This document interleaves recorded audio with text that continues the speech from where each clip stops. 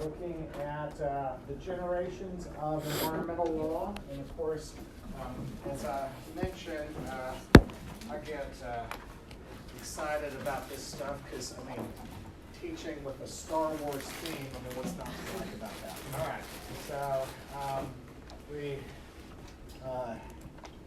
talked about whether we're in a fourth generation and whether that gives us some hope. We talked about how there is both ecological, social, and institutional changes that happen over time that create new generations of environmental law that sometimes looks like that rather than linear, but nonetheless we can see these four different generations over time, and they are, when we sort of think about a family of environmental law, the new generations don't really replace the old generations, they get added as the older generations age. So this is where we left off, and so this table here gives you an overview of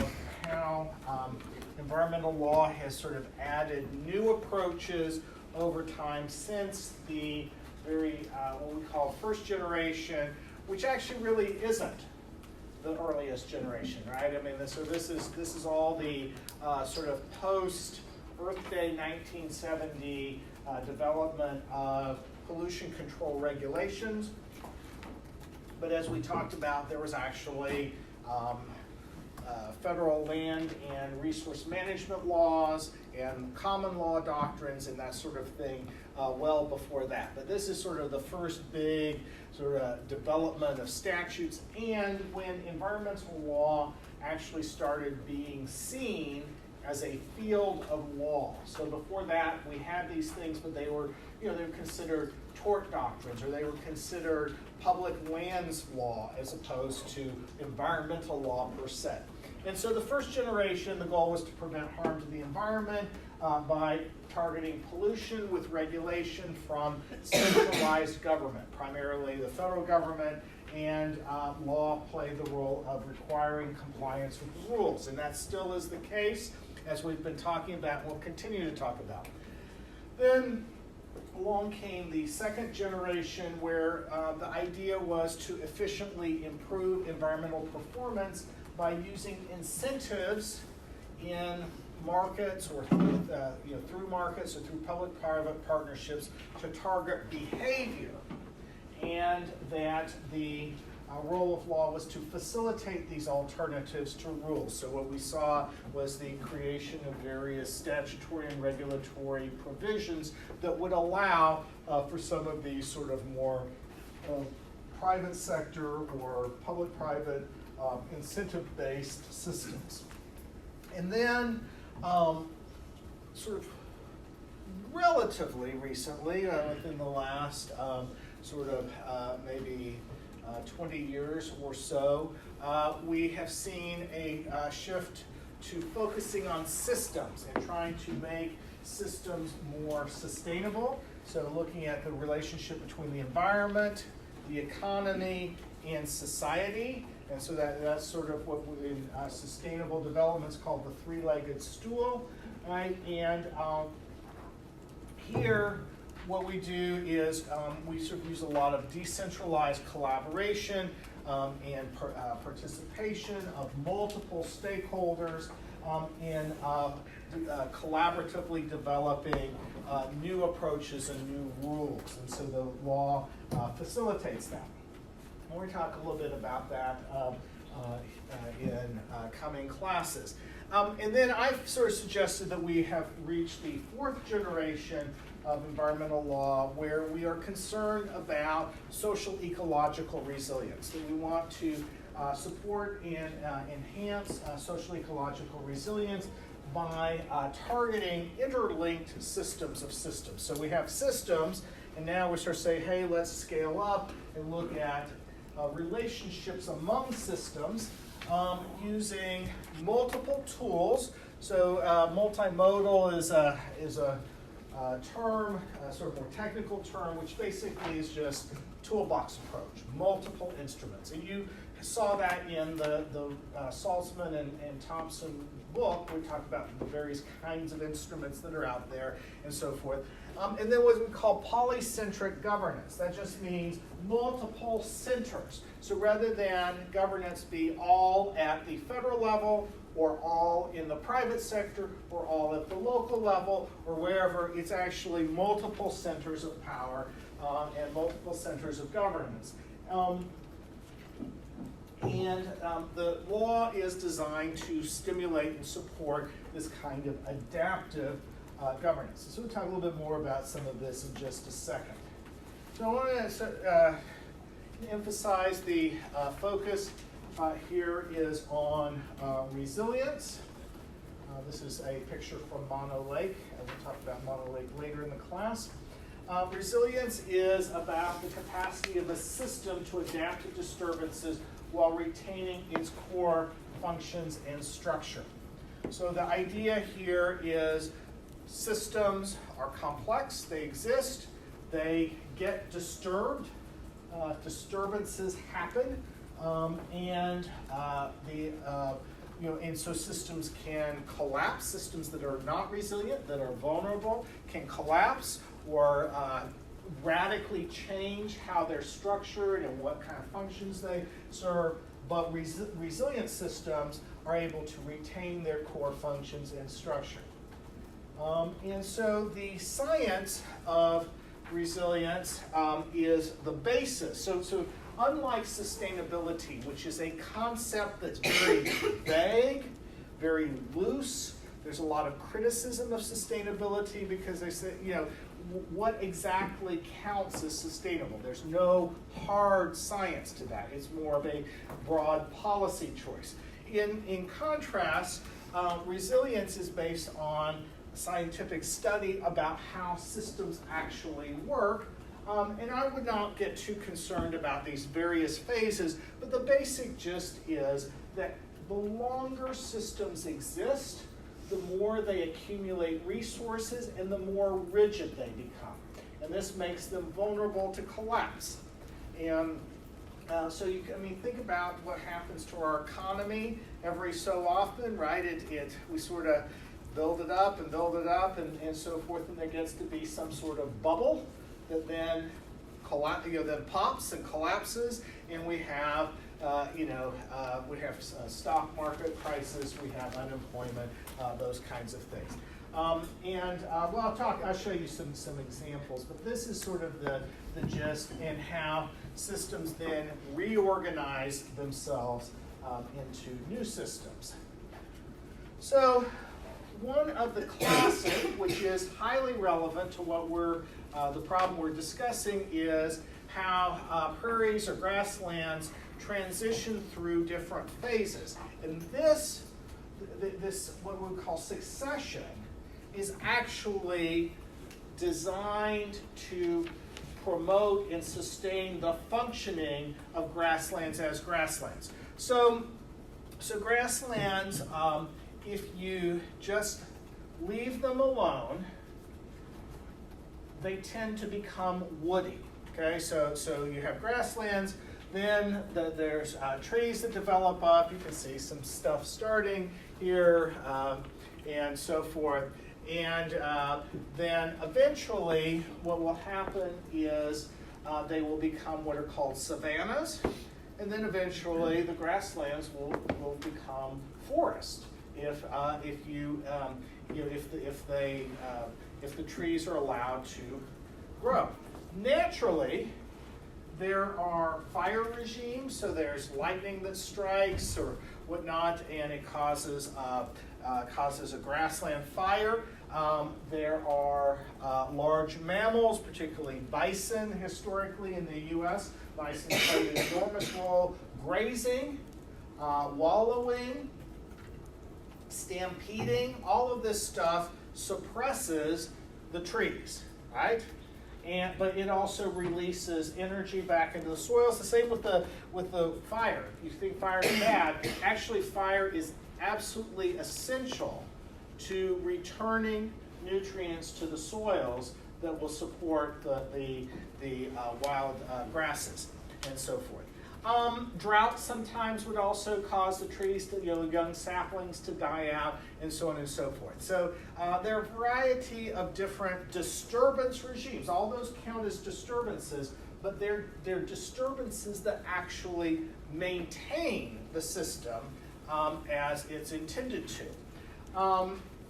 If you don't have these natural systems, there are other ways that the system does not then function as intended. So one simply is development, right? I mean, you end up losing the grassland to paving it over with stuff. Another is you plow it all up and replace it with crops, with crops that have been genetically engineered to do what we want them to do. They are what are called monocultures, so that so you plant a whole bunch of corn, or you plant a whole bunch of wheat, and they may be even species that are not native to those grasslands and so forth. And basically, what you lose is the traditional grassland functions, but now replaced by cropland, farmland, right? And one of the things we know about that is over time, as you farm that land over and over and over again, what will happen is you will lose nutrients from the soil, and you will lose topsoil. Right? You get erosion, you get the loss of the, and so this is why we got the Dust Bowl in the 1930s. It's still, so we now have various mechanisms that are designed to try to prevent this from happening, crop rotation systems and the use of cover crops in the winter and so on and so forth. But basically, it is the loss of the grassland system as a system, okay? So that gives you some feel of how nature cycles systems through in order to maintain their functions, and how other kinds of disturbances can end up causing the whole system to collapse. Social ecological resilience is how the resilience of social systems and the resilience of ecological systems are interconnected in complex, dynamic, and nonlinear relationships. And so our human communities and our social institutions and our natural ecosystems all depend on each other. And so this is a depiction of how what that may look like. And this is a depiction of how you get dynamics across scales. So, so for example, at the large scale, which is also where systems change slowly, you get things like climate, democracy, private property rights systems in the US, and then those end up affecting medium scale and medium tempo systems like a large river basin, water resources legal regimes, or regional development patterns, and then which in turn affect small scale systems like a specific watershed, multi-stakeholder problem solving, and local land development patterns, which then have feedback loops. Okay, so all these are considered feedback loops across systems. Okay, so just think for a moment about a watershed and so forth. And if we have, say, for example, a variety of legal rules that facilitate and promote development, and we have a variety of large-scale economic patterns in the US or in the world that promote land development and so forth, so that's going to have an influence, right? We're going to have takings law and private property rights and zoning law, and we're going to have sort of all that sort of economic investment in land development activity. And what's that going to do? It's going to stimulate land development at the local level. Okay, so whether we're talking out at Floyd's Fork or on Beargrass Creek or whatever, that's going to have a variety on the Ohio River, right, was going to stimulate a variety of developments. So top-down influences on the smaller scale system. Okay, what happens then? We have a bunch of land development, and then what comes with that? We have loss of all of the sort of native vegetation and the native habitat for species, but we also have a lot of stormwater runoff from this. You get all that rain that comes down, and we get plenty of it here, right? And it's going to hit all of those paved surfaces now, and those hard surfaces, and it's going to run off at a fast rate, carrying a lot of pollutants. So we get the Ohio River. No, don't touch it. It's bad. Beargrass Creek. Don't go swimming in it. If you happen to go out kayaking at Heron's Creek, don't be like Professor Arnold and fall into the thing, because it's bad. It's bad stuff, right? So, but anyway, right? So then,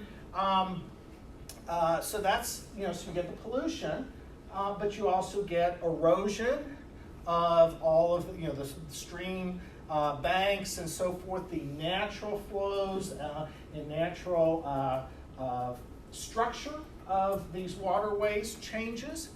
When you go, if those of you who are going to be in the field study class, when we go to Beargrass Creek, okay, there are most of the parts, not all, but most of the parts of Beargrass Creek do not support any aquatic life at all, right? There are parts of it that's plain channelized, they're just paved at the bottom of the creek and so forth. So you get all of that, and because what? Why? Because we're trying to send all that water away from homes that can flood and out into the Ohio River, right? And so all of a sudden what you have now is systems that collapse. Okay, so what happens then? Okay, well, feedbacks go back upscale. So we end up with not only Beargrass Creek or Floyd's Fork or Harris Creek polluted, but we end up with the Ohio River and then the Mississippi River. And then we end up with the Gulf hypoxic zone in the Gulf of Mexico, where we have an area the size of the state of Massachusetts that has no living organisms, no biological life, because of all the pollution that has run off. Now, some of that's agriculture, but a bunch of it is urban development. And so now all of a sudden we see the loops go back up the scale. And so that's how it works. Now, these are big complex things, right? We're talking about systems, not anything that any one individual or even any one institution is controlling. So I talked about the Gulf hypoxic zone. So that's what it looks like over here. Another one is Hurricane Katrina in New Orleans. Okay. So we see larger hurricanes, more destructive hurricanes, more hurricanes now than we used to, right? I mean, and there is a belief that that is caused by, or at least correlated with, climate change. The science of that makes some sense. The warmer the ocean is, and the warmer that and more humid our atmosphere is, the more that's going to generate the energy that's going to cause hurricanes. Now, that does not mean that any individual hurricane is caused by climate change. What we're talking about is the intensity and the frequency, okay? Right? So it's not that the hurricanes themselves are caused by climate change. We've always had hurricanes and that kind of thing. But we see dynamics that go on that are more destructive because of this. But then also think about, there are a whole variety of social systems and institutional systems that left people in New Orleans impoverished, trapped, a failure of disaster planning, a failure of disaster response. So you start layering all these different systems on each other, and they're affecting each other, right? So in part of what happened was there was just simply a belief that this would not happen. There was a belief that the levees that the Army Corps of Engineers, based on science and engineering, said would hold the floodwaters in New Orleans from Hurricane Katrina. And there were, I don't know, more than 24 breaches of the levees, okay? I mean, so the biggest part of the problem ended up being that the levees broke and flooded all of New Orleans, which of course then, what have we been doing? We've been putting poor black people in neighborhoods that are especially vulnerable to this, right? I mean, and who don't have the resources and the transportation and so forth, the destination to go somewhere else. Okay? And so, and so that is how those different systems interacted to produce, I think, what could be easily characterized as a total collapse. Okay, I mean, now New Orleans has come back to some degree, but I think it's fair to say that in the days after Hurricane Katrina, you would say there was a total collapse of the social, ecological, and institutional systems. So then another sort of issue has to do with climate uncertainty and water resources. Too much water. This is here in the Louisville area, and too little water. This is I think this is in eastern Kansas, but it's a waterway that normally has a river that normally has plenty of water in it, and we see fluctuations. So there is in the water field, there was a important article in the journal Science. It's one of the most prestigious scientific or scholarly journals, and it was called Stationarity is Dead.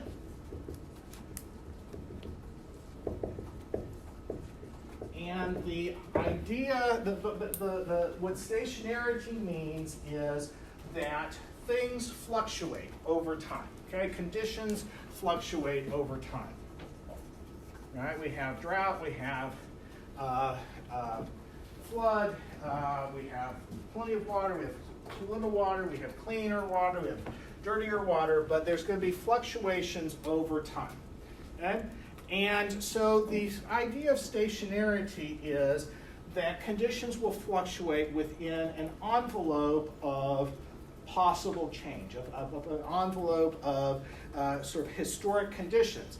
And what the article says is that we now have unprecedented conditions. The past is no longer a good predictor of the future because the patterns of change, the patterns of peaks and valleys are much greater than they have been any time in recorded history.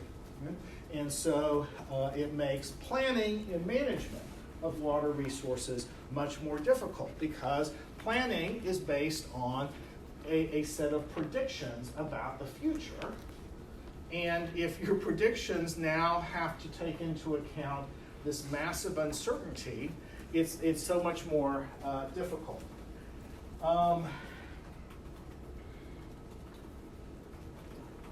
So one sort of way of thinking about this is unprecedented is the new normal. And just think about how much you've encountered that, right? Bless you. So y'all remember I think it was a hurricane, it might have been a tropical storm, now I forget, but the one that hit Houston maybe 3 years ago, right? And the amount of flooding, the amount of rainfall they got in the amount of time was, I mean, they'd never had that much, right? I mean, it had never happened, right? And it came following a year when they had record flooding then, as well. So you had 2 record years in a row. Same's been true in Louisville. Last year, we had the most rainfall ever in our history. Okay, the year before that was like number 4 most rainfall in our history, right? I mean, so we start starting to see those kinds of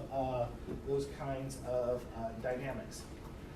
So climate change, the effects of climate change, and we've talked about it. This is St. Augustine Beach and the rapid erosion. So we see, for example, in coastal areas, sea level rise. We see coastal erosion, and now all of that's climate change. It also intersects with human use and land development and so on and so forth in the area, right? And you see, one of the things that happened for a long time was loss of the dunes and the dune grasses, which now are being protected again because they provide important stability, the stabilization functions. But anyway, so in Florida, the federal government works with the state and local government regularly to do what they call re-nourishing the beaches. This is such a nice term, right? We're going to re-nourish, right? It's like, I just got out of class and I need to re-nourish, right? But what it really is our beaches are eroding at a rapid rate, and we need to replace the sand in order to actually have a beach that anybody can use. Okay? So the rate used to be, you'd re-nourish a beach every 7 to 10 years.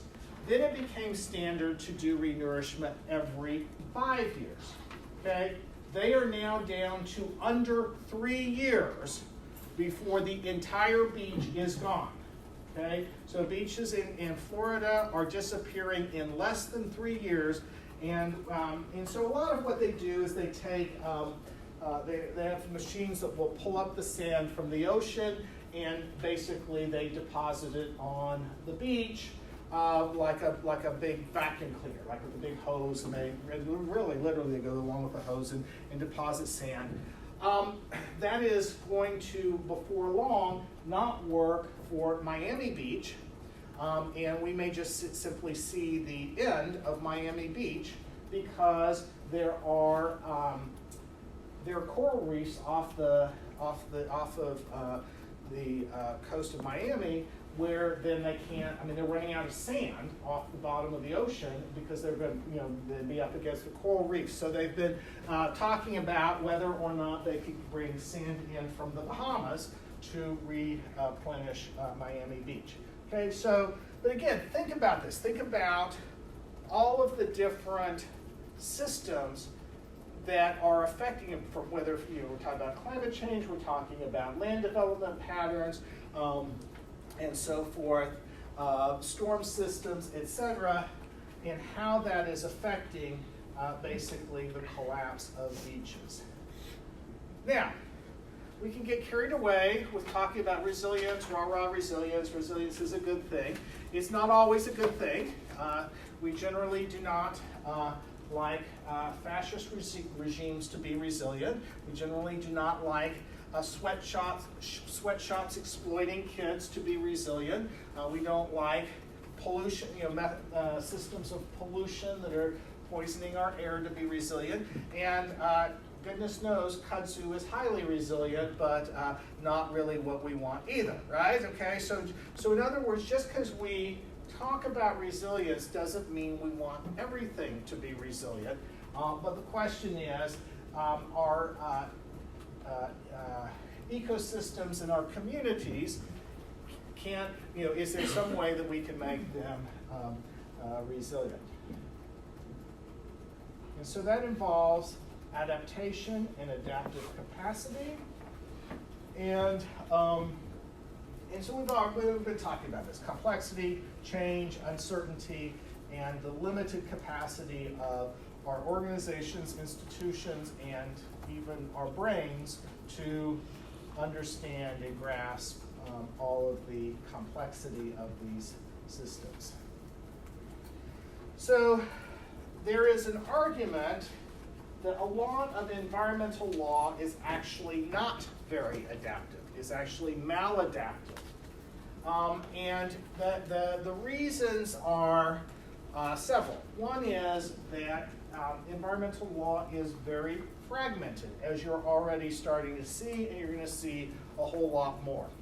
Okay, so the agencies and the laws that control endangered species and endangered species habitat are different than those that control water quality, which are different than those that control water use and water supply issues, which are different than those that control land use and land development, and so on and so forth. And so we have all of these different agencies and all of these different laws, and it's all very fragmented. Environmental law is often very rigid. It sets forth very specific rules. Those rules have to be complied with. If they aren't, then what happens? There's a citizen suit, and the courts say that the agency has acted in an arbitrary and capricious way, abused its discretion, or otherwise not acted in accordance with law.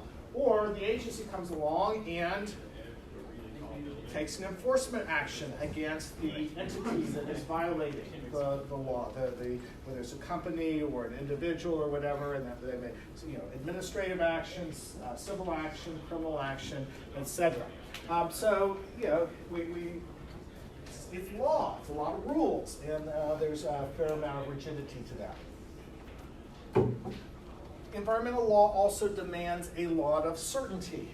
So we assess the environmental impacts of proposed actions. How do we do that? We base it on a bunch of assumptions about if we do X, Y will happen, right? And that assumes that we can predict what Y, the Y is going to happen, and and how much Y, and so on and so forth, right? And that's sort of the idea. And so if you're in a world of stationarity is dead, planning is difficult, environmental impact assessment is difficult, management of resources is difficult because the future is uncertain. Unprecedented is the normal, so on and so forth. And then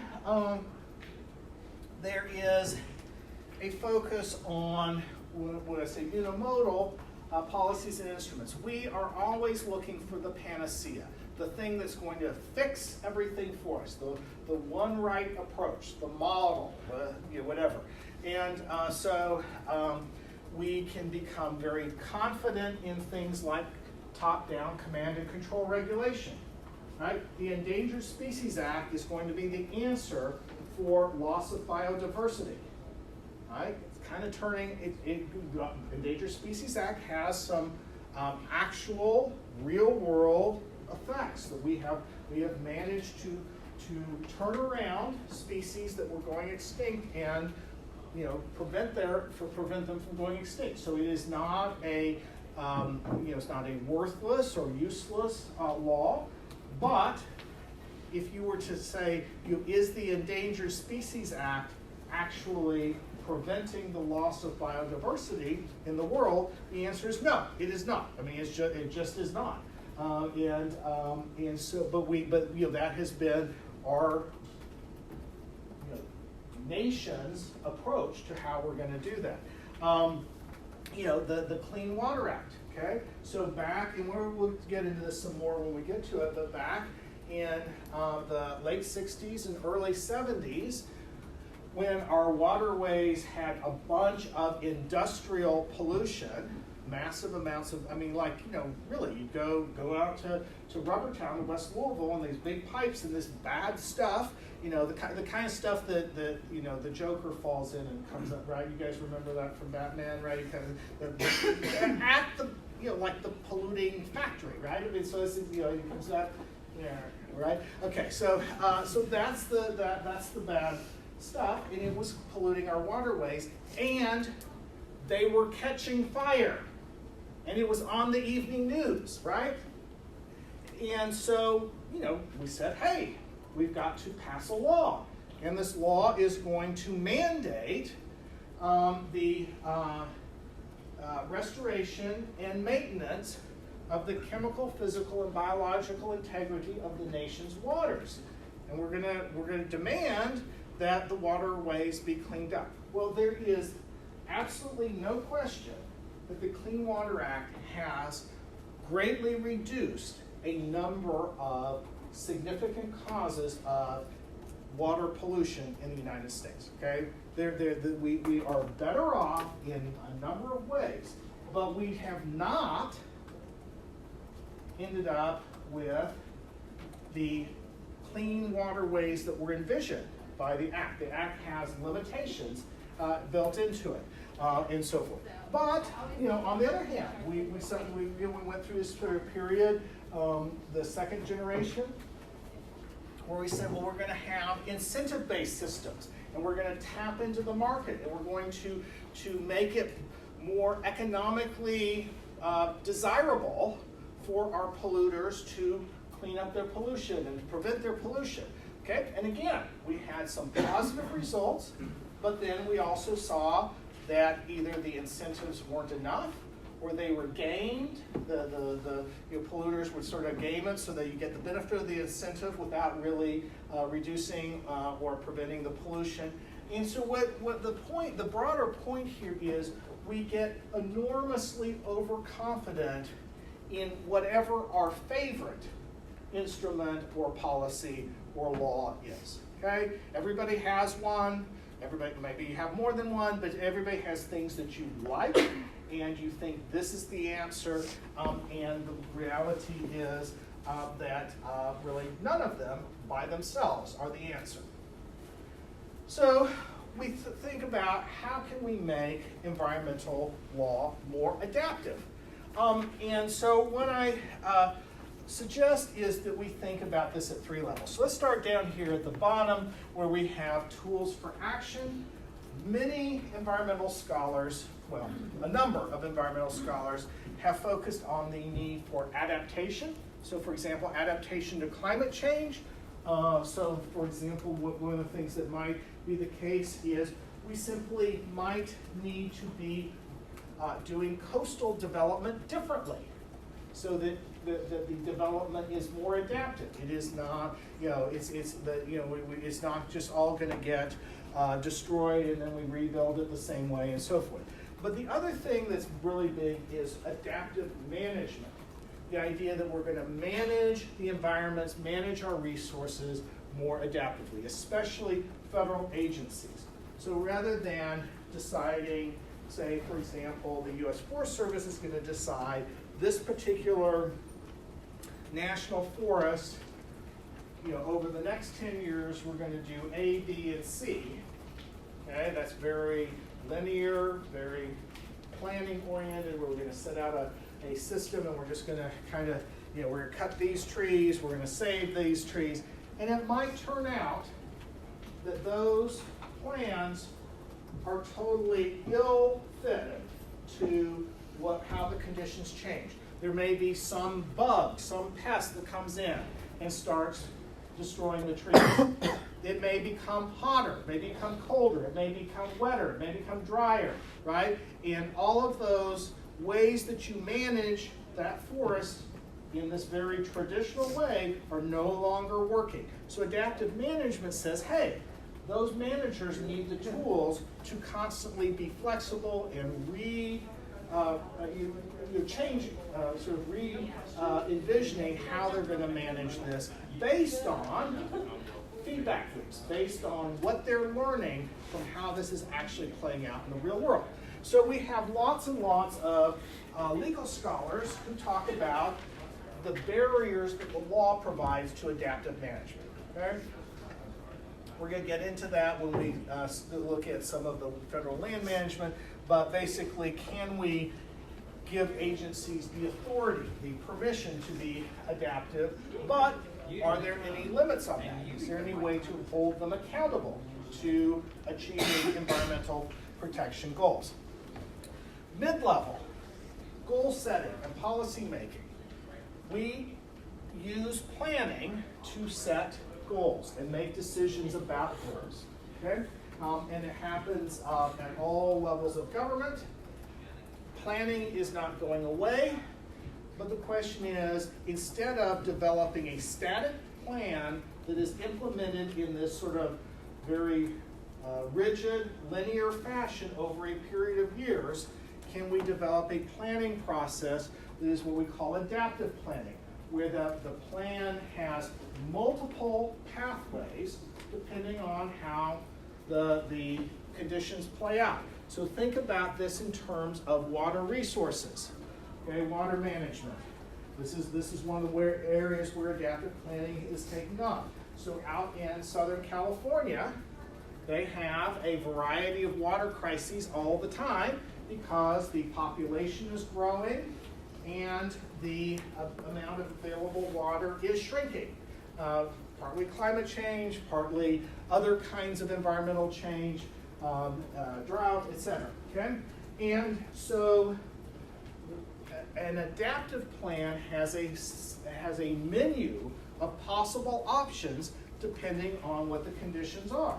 So for example, if you have the capacity to put surface water into underground aquifers and store it there, that's something that's called conjunctive management.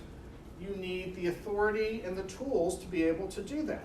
If, on the other hand, you don't have enough surface water and your groundwater is drying up, maybe you need to switch to desalination, right? And use the ocean water. And it's expensive, but you maybe need to do more of that, right? One of the things that has come out of adaptive planning is a acceptance, finally, by people living in Southern California to reusing wastewater. Okay, so we have known for decades that we have the technology to make wastewater, basically, okay, restroom water, okay, just to be blunt and gross about it, okay, right? We can make it as clean as the drinking water that's coming out of the Ohio River that gets cleaned up, or any other drinking water, your bottled water, whatever. Okay, the technology exists to make that clean. What has been the barrier for the longest time has been, public sentiment, right? The people don't want to drink wastewater, right? Regardless of what you tell them about the cleanliness or the technology or whatever. Well, finally, the water crisis in Southern California has become so bad that people are like, hey, go ahead, comes out of me one way, comes back into me another way. I'm fine with that, right? Okay, so but that has been part of the adaptive planning process.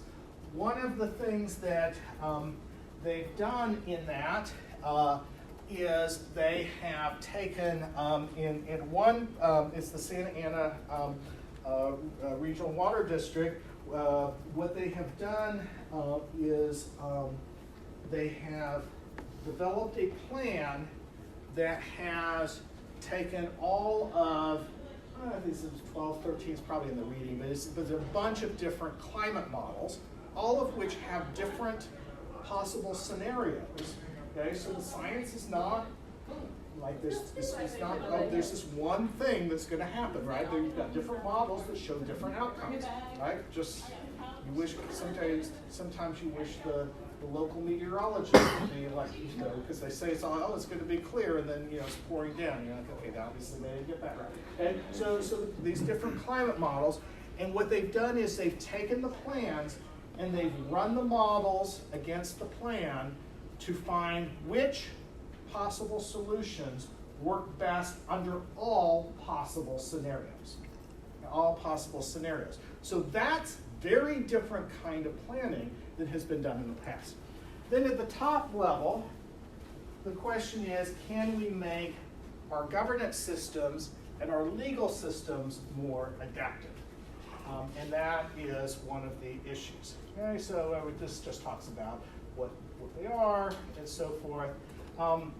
So one way to sort of think about adaptive governance systems is the blob and the box. The blob's, moving and morphing and changing around, but the box is the limits on that, right? You can imagine a governance system that's so adaptive that there's no certainty to it, no rules, no accountability, right? We need some sort of standards and some sort of boundaries, some sort of limits. That's part of what law does.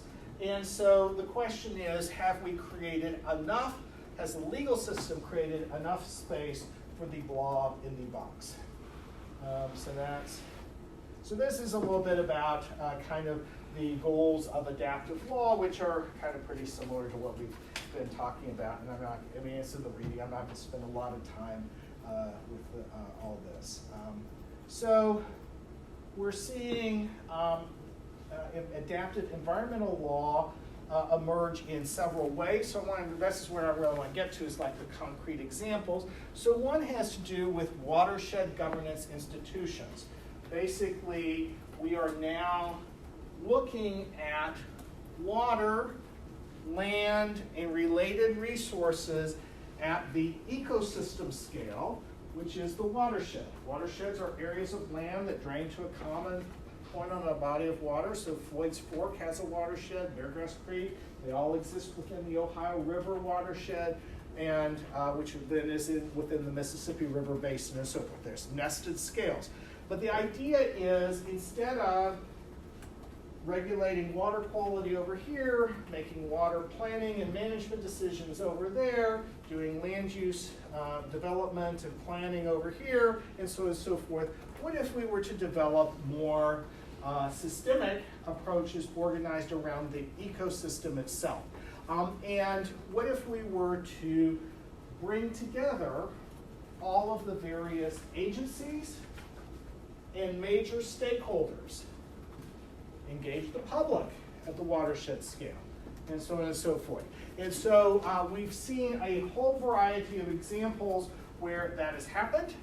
And I've studied this and written a lot about it. Some of the watershed planning, management, governance is a lot of blah, blah, blah, pie in the sky, hold hands, kumbaya, but never do anything serious, right? Never make any hard choices, okay? So that's one of the criticisms, okay? So that does happen, but actually a number of these have greatly improved environmental conditions in those watersheds, and often with greater satisfaction, greater sense of satisfaction, greater sense of efficacy by the people involved, whether they are ranchers or farmers or local residents or whatever, because it is not some sort of top-down regulatory approach. It is more everybody coming together and figuring out the solutions. Now, having said that, there's also some evidence that not everybody has equal say or equal power. And so there has been a tendency with a lot of these, not all of them, but a number of these watershed planning and governance systems, that the lower income communities, the minority communities tend to not have as much voice, not to have as much impact on the decisions. So that's how watersheds work. That's the nested scale. The state of Washington has a watershed planning program. So basically they have shifted their planning to the ecosystem scale, and they require that these planning units be multi-stakeholder. So another area where we are seeing some more adaptive approaches has to do with urban ecosystem services and green infrastructure. So ecosystem services are the valuable services that ecosystems provide to society, the economy, people, etc. And so for a long time, we tended to think about ecosystem services in more of the sort of really large scale. So like, what are the ecosystem services provided by the Mississippi River Basin system, right? Or that kind of thing. Or, in more sort of wilderness or rural or those kinds of things. So, what ecosystem services does Daniel Boone National Forest provide? Okay, one that's obviously in the news a lot is what kind of ecosystem services does the Amazon provide to the world, right? I mean, that's obviously an issue right now with the fires and so on and so forth. But for a long time, there was too little attention paid to urban ecosystems, right? We tended to think of nature as out there, and that was a big mistake, okay? The urban tree canopy plays a huge role in a lot of things. It plays a role in how clean our air is. It moderates temperatures. We have something called the urban heat island effect. We'll learn more about that later in the semester, but urban environments are hotter for a variety of reasons, and that gets moderated by trees. Obviously, things like wildlife, stormwater runoff, pollution control, lots of different things that trees provide. And that's just one type of urban ecosystem.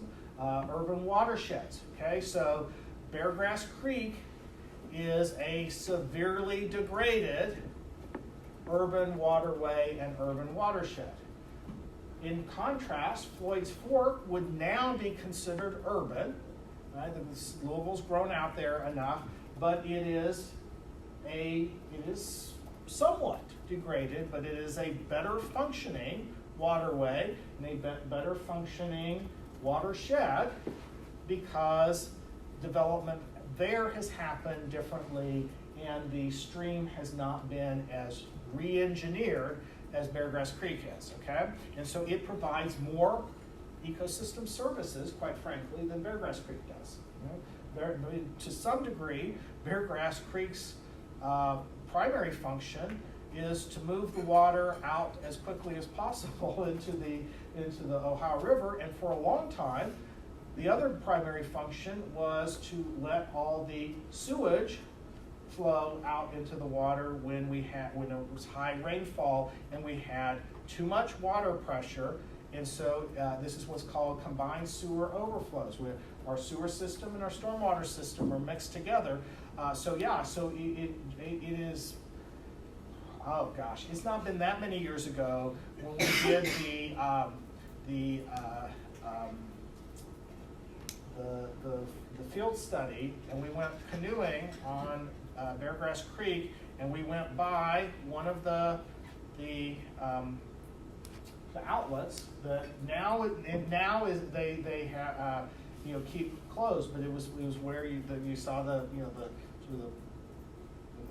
when there's a lot of rainfall, the system became, basically what's going to happen is it's going to back up into your toilet, or is the valves are going to open and the water's going to flow out into the Beargrass Creek. Well, as we were canoeing, you could see human waste in the water, right? It was the lovely, stinky field trip, right? So that's what we were doing with Beargrass Creek, okay? Not really the way the ecosystem is supposed to work, right? Okay. So now what happened is, one of the things that happens with people at when you start thinking about urban planning and local officials and community residents and land developers and so forth, we actually don't talk about urban ecosystems very much, right? That sounds very sciencey and so forth. We talk about green and blue infrastructure. That's really because we say, hey, this is important infrastructure for our community. And so what we have seen here is a lot of reinvestment or restoration or reinvestment in or new creation of green and blue infrastructure that will help our urban communities and our urban ecosystems adapt. So more tree planting. This right here, this is all, this is what's called a bioswale. So it's vegetated. Actually, I think it's right there is actually a rain garden. But you see, right? This here is meant for the water to run off and run into here and eventually to run into this vegetated area that will absorb the water as opposed to it going down the street or flooding somebody's property or carrying pollutants into the waterway. So that's local food security is another issue where we've seen some changes and so forth. So there is, when we sort of talk about this fourth generation environmental law, there are some reasons to think, hey, maybe this isn't going to do that much for us. It's just addition, like we talked about, every generation is just added on. Okay, so it might not really be transformative. It might just be additive, right? Just added another thing. There's concern that it has a lack of standards. There's a concern that we're really not going to get a handle on complex problems because they're complex. I mean, right? I mean, sometimes it's just, it just is what it is, right? Complex is complex. And that's very difficult, complex problems are difficult to solve. The biggest thing is most of what we have seen involve, we see flexibility, but we don't see very much in the way of feedback loops, formal feedback loops where we monitor, assess, learn, and adapt.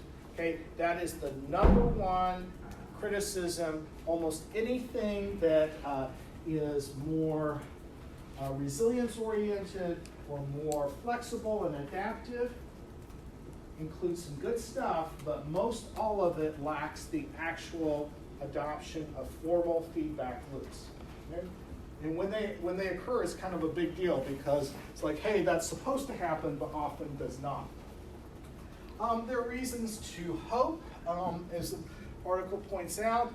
First of all, law and governance and planning are evolutionary by nature, so we can expect to see all this sort of adapt and change and morph over time.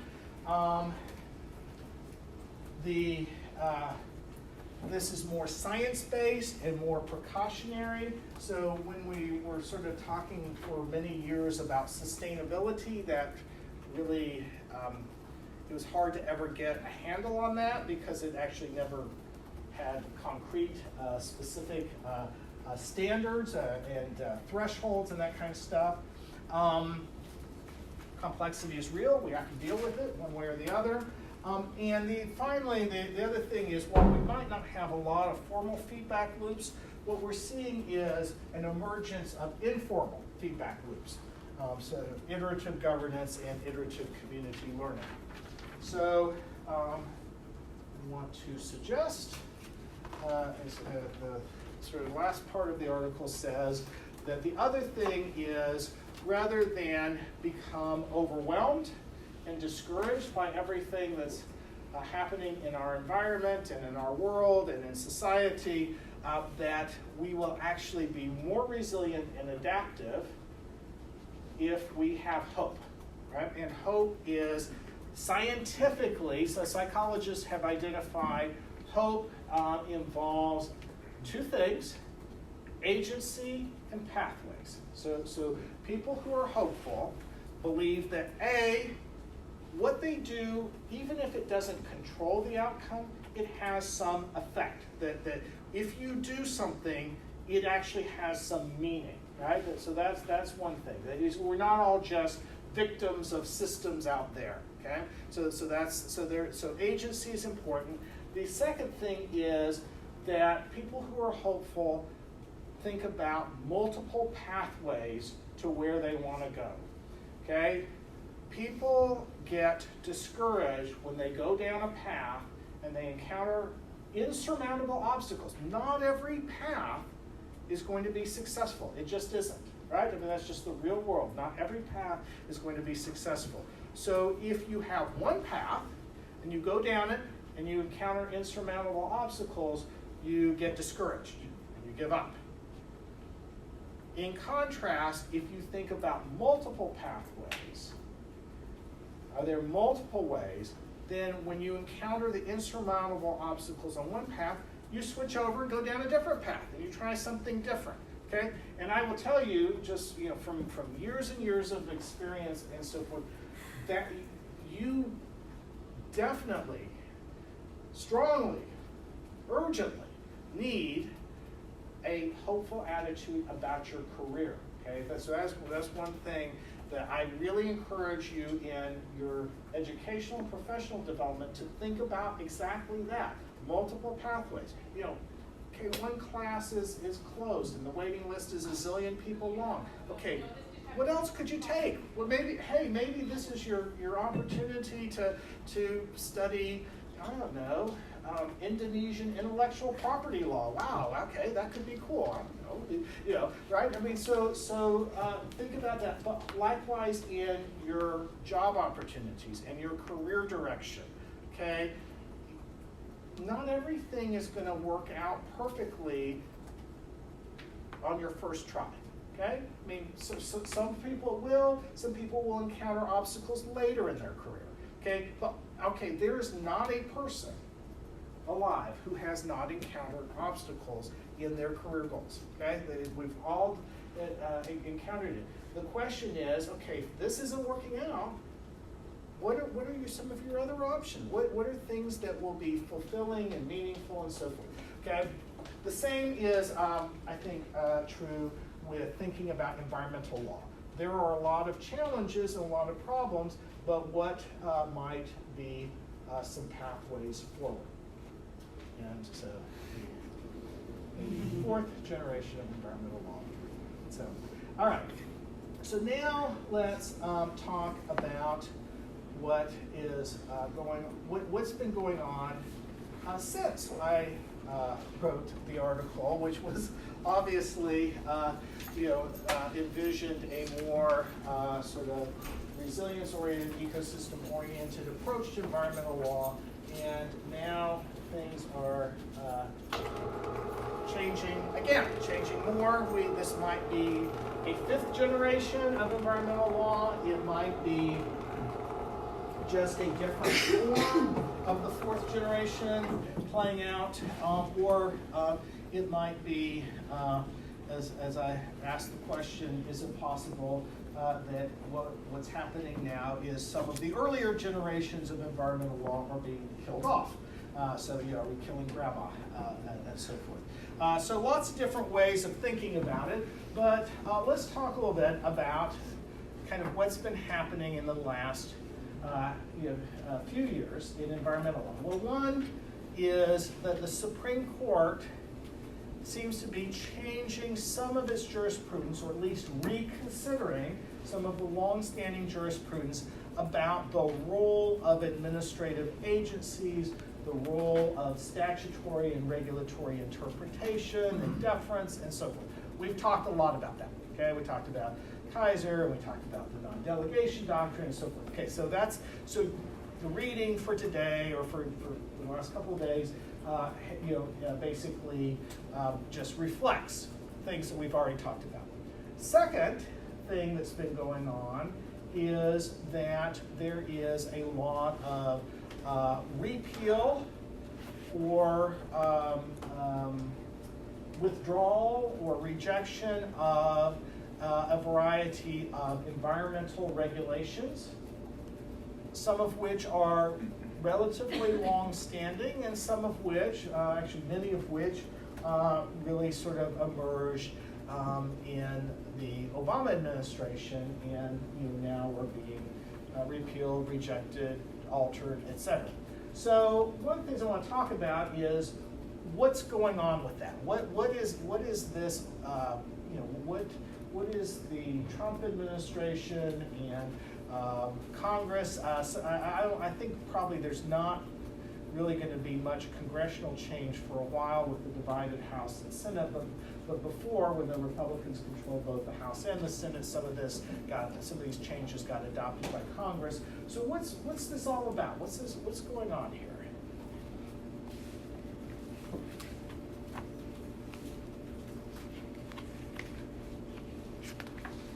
Everybody's like, oh, Professor, this is like touching the hot burner. I'm not going anywhere near this, right? I'll burn my hand if I go anywhere. No, I mean, okay, in the light most favorable to the administration and Congress, somebody take a stab at what might be the way you would characterize these changes. Okay, so that's going to require. Yeah, go ahead. We try and remove some regulations that stifle innovation in the energy sector. Right. So a big part of this is economic growth and development, and a belief that regulation is stifling them, right? In the energy sector in particular, but other sectors as well, but especially the energy sector, right? Okay. So there's and I suspect that some of that is linked to a policy goal of energy self-sufficiency in the United States. Okay, right? I think that there's some national security, foreign policy dimensions to this, right? And actually, if you pay close attention to our history, this has been going on. I mean, this concern about the need for the U.S. to become more energy self-sufficient and less dependent on sources of energy from abroad has been going on since the 1970s, when we had there was an oil embargo adopted by a lot of oil-producing countries over foreign policy issues, and it was literally the case that people ran out of gas. In the line, the cost of gas spiked, and people. And the other thing is that people had to just simply keep their homes cold and their offices cold in the winter. Okay, so the judge I clerked for, his secretary got pneumonia because the federal courts were kept so cold in the winter because we were trying to save energy, because quite frankly we didn't have enough, right? I mean, so what I'm saying is this is a long-standing issue. Now, I'm not saying that I don't know if this is the answer, but I'm just saying that this is not this idea of sort of energy independence in the U.S. is not new. Okay, so now let's be more critical. Somebody share a more critical perspective on what's going on with all these changes.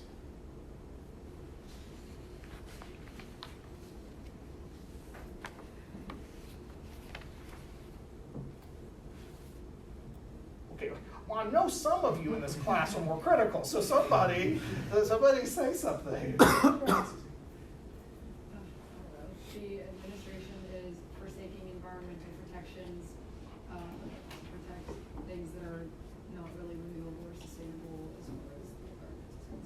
Okay, so a lot of emphasis on non-renewable and arguably unsustainable energy development. Okay, good. And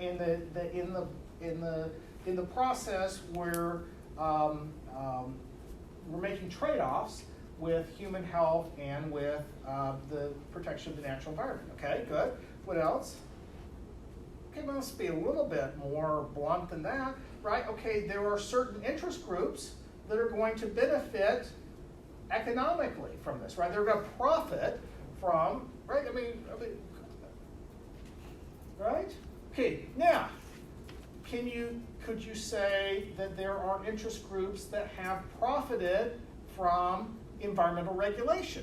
I just want everybody to sort of think, so push your thinking, push the boundaries of your thinking. Okay, so I mean, let's be real about what's going on with the current direction. There are interest groups and there are companies and sectors that are going to benefit economically. But what about the regulatory approach? Are there interest groups there? Okay. Well, for one, think about the renewable energy sector, right? That got a big boost with some, like a clean power plant, right? Okay, that definitely is a boost for the renewable energy sector, right? There's no question about that, okay? What else? Who else benefits? Let's go all the way back to Earth Day, 1970. Okay, so we can talk about, you know, the birds and the clean water that we're going to get and so forth. But who benefits from all of those laws?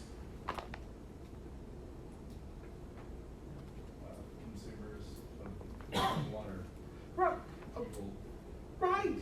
People who want a certain kind of environment. Okay. It is not a coincidence that the environmental movement arose when it did. It is a largely upper middle class demand for nice environment. People want to go take their families to the national parks for free. It's no longer free, right? You have to pay, but right? They you know, people want the creeks in their neighborhood to be clean, right?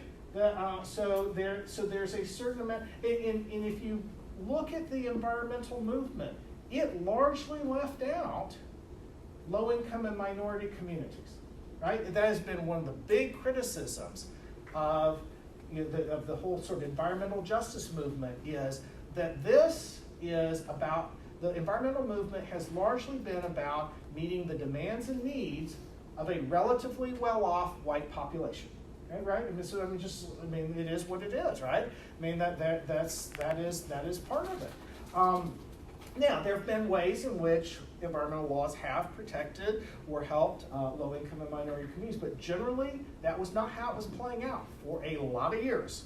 Okay, and so that's one thing. Lawyers are enormous beneficiaries of environmental law. Okay?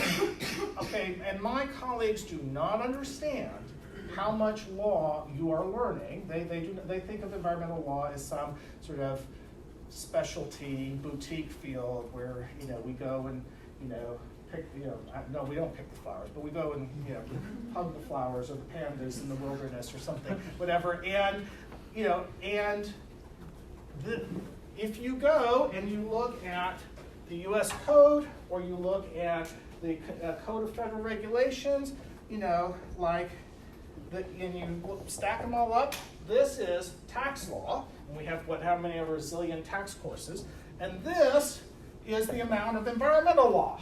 Okay, and we just go to the library and take a look. Okay, there's an enormous amount of law. Okay, and so and just so think about everything that we've read and studied so far, all those citizen suits. Okay, the other group are scientists, right? Scientists and technical people, right? So they all benefit because this is all very science heavy and technology heavy, right? Okay? So there are interest groups that have benefited from environmental regulation. Okay?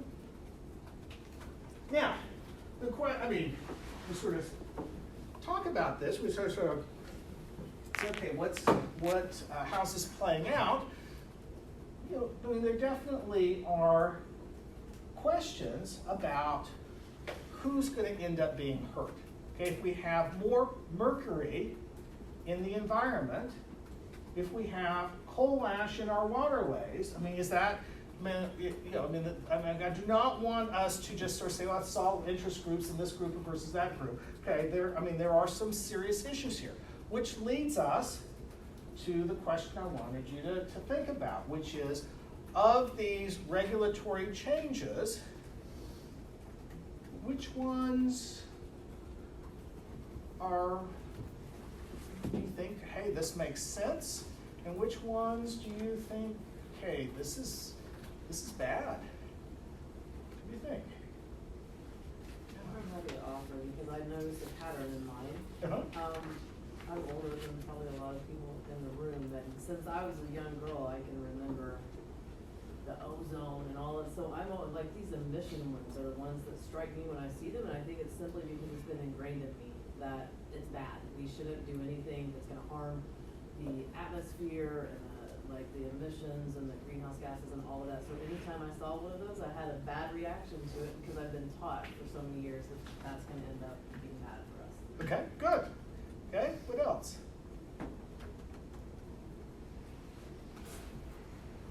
I think removing climate change from the list of national security threats in 2017. Mm-hmm. Because climate change, when it causes migration from the River Triangle, it affects so much. And I think it's very clearly a national security threat. And I think Donald Trump was pandering to his fossil fuel industry grounds. Okay.